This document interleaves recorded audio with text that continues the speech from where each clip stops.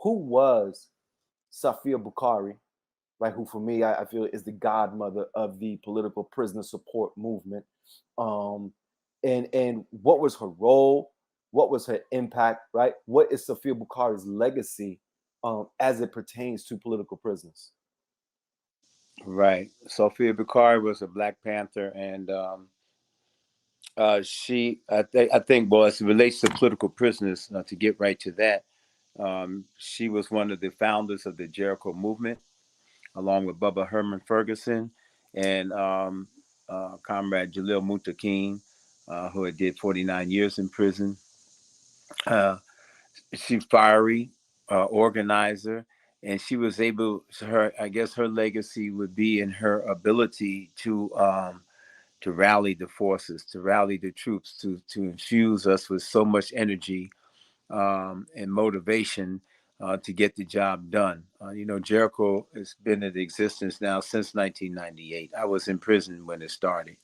And even when I came home, I was on federal parole for 6 years. I couldn't associate with a single person.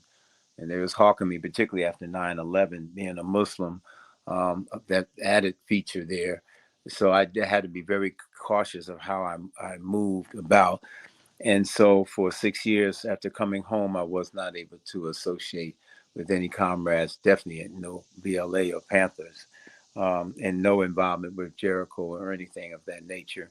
But even with that, she paid, when we talk about prisoners coming home and still needing support, Jericho helped me with my rent a couple of times and other needs, when she was able just to chime in and ask me briefly how I was doing, and catching me at times where maybe was just struggling with a lot of different issues, financial or whatever the case may be.